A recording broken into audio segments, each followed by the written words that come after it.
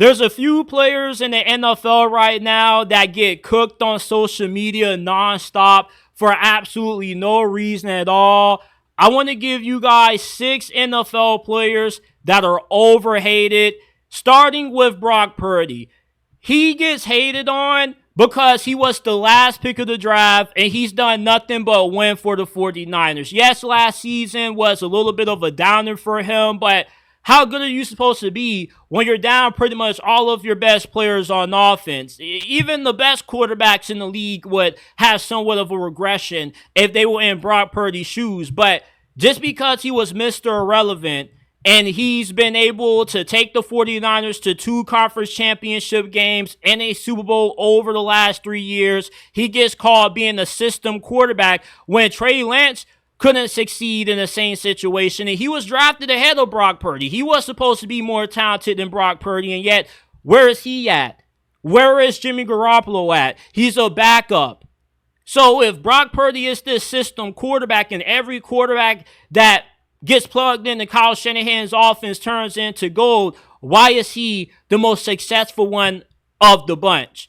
He's a top 10 quarterback, and people only hate on him because of where he was drafted, when if he was a first-round pick, everybody would be singing his praises. The Brock Purdy hate makes absolutely no sense to me. Rashad Bateman, he gets hated on because of the slow start that his career got out to. He was a former first-round pick out of Minnesota. He battled through injuries his first couple of years, but last year, he had a breakout campaign. He had career highs and touchdowns, receiving yards. He's one of the best route runners in the league. He creates a lot of separation on his routes. He just got a well-earned new extension. And some folks I was arguing with on X were saying that they overpaid for a wide receiver 3. He is not the 3rd best receiver on the Ravens. If this was a prime DeAndre Hopkins that we were talking about, absolutely. But this is a DeAndre Hopkins that is just chasing a ring at this point.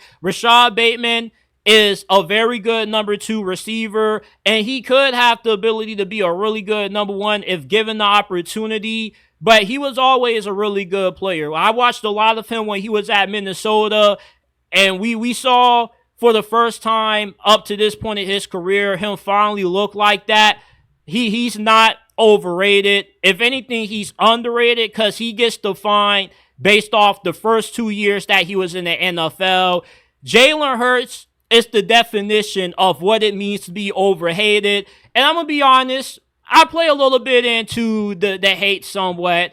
I believe Jalen Hurts is an elite quarterback. I just have him as the 5th or 6th best quarterback in the league right now, behind Jaden Daniels, only because Jaden Daniels did more with less. He had the Commanders 1 game shy of the Super Bowl, and if he had a team just as good as Jalen Hurts, he could have possibly been in the Super Bowl going toe-to-toe with Patrick Mahomes as well. But I give Jalen Hurts his roses because he's the only active quarterback who has beaten Patrick Mahomes in the Super Bowl. Do you know who the other quarterback is who has beaten Patrick Mahomes in the Super Bowl? Tom Brady, and he's retired. Jalen Hurts, despite not being as talented as what Lamar and Josh Allen are, he's been able to outplay Patrick Mahomes the 2 times he has seen him in the Super Bowl. And although he does benefit from having a stacked team, Josh Allen and Lamar Jackson have stacked teams, and yet they can't beat Patrick Mahomes. We have to stop hating on Jalen Hurts and just call a spade a spade. He is an elite quarterback, whether you want to admit it or not. He's one of the more consistent big game quarterbacks in this league. Every time when the lights are the brightest, in the most high-pressure moments, Jalen Hurts is like FedEx because he always delivers on time. And even in his worst playoff game against the Buccaneers, he didn't play bad where I fault him entirely for the way that game went. Jalen Hurts is an elite quarterback. Let's stop the hate. Micah Parsons, ever since he first got drafted, he's been one of the best pass rushers in the league. Jerry Jones needs to stop playing and go ahead and pay that man because you don't want to have to pay the price that he's going to demand at the end of next season because every year he's been in the NFL, he's had at least 12 sacks or more. And remind you that last year he had 12 sacks and he missed 4 games. Micah Parsons gets hated on because he has a podcast that he likes to yap on a lot, and sometimes he kind of disappears in big games. But if Micah Parsons was to get released right now by the Dallas Cowboys, everybody that hates on him will go from hating on him to becoming his biggest fan, because you want this guy on your football team. No matter who you're a fan of, you want Micah Parsons. He is on his way to having a first ballot ticket to Canton, Ohio, with how dominant he's been this early into his career. Let me repeat this one more time. He has had 12 sacks or more every season that he's been in the NFL. And he had 12 sacks last year, missing 4 games. Based off the production that he had when he was on the field, he was on pace to leading the NFL in sacks. And he's good enough to where he could have 20 sacks or more in a single season. That's how good this guy is. Sauce Gardner. The guy has one off year, and all of a sudden, he no longer is a top 3, top 5 corner. Ridiculous. He's a holding merchant. He does a lot of grabbing. When you have the kind of size and length that Sauce Gardner does, and you kind of move a little bit slower when you watch him on TV, of course, it's going to look like he's doing a bunch of holding and grabbing, but he's just a tall, lanky corner. And he uses his size very well. And even though he had a down season last year, he still was an elite corner. Nobody wants to throw the Sauce Gardner side.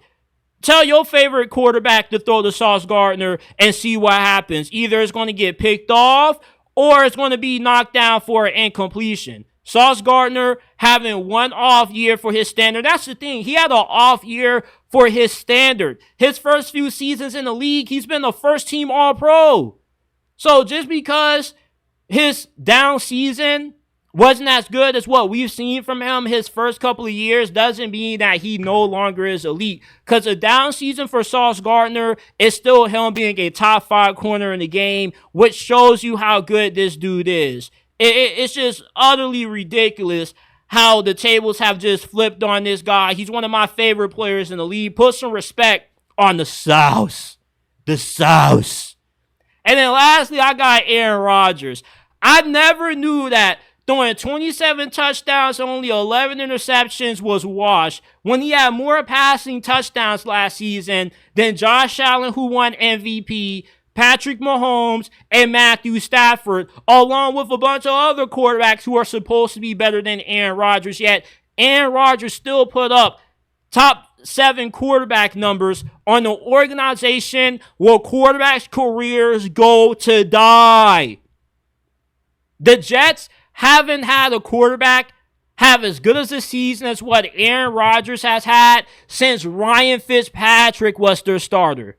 Year 1 under Todd Bowles when they magically won 10 games. That was it. Aaron Rodgers did his part. The Jets organization didn't. They fired their coach early during the season. The team just was a crapshoot from there. Was he responsible for a little bit of the disappointment that the Jets were last season? Absolutely. He deserves some accountability for skipping out of minicamp to go do ayahuasca, but he's with Mike Tomlin now. And if Mike Tomlin can win 9 games, having to play quarterbacks that would have gotten a lot of coaches fired, like Mitchell Trubisky, Kenny Two Small Hands Pickett, any quarterback like him with 2 gloves and long sleeves is one that you can't take seriously. And Mason Rudolph, a wash Russell Wilson, Justin Fields. The list goes on and on and on. Mike Tomlin, the floor with Aaron Rodgers is 9 wins. But the ceiling with Aaron Rodgers, if he has a similar career arc that we saw Brett Favre have and all of the other quarterbacks that have left the quarterback graveyard that is the Jets franchise, he should easily be able to bounce back to 80% of what he was with the Packers, and that'll be good enough for the Steelers to win a playoff game or 2. But I think a large majority of the reason for the Aaron Rodgers hate is because of his political opinions. Look, I don't really care too much for what these players say or do off the field. As long as you're not breaking the laws or doing anything that you have no business doing, I don't really care what you do in your personal life. I'm talking about Aaron Rodgers, the football player, and he still is a lot better than the majority of quarterbacks in this league.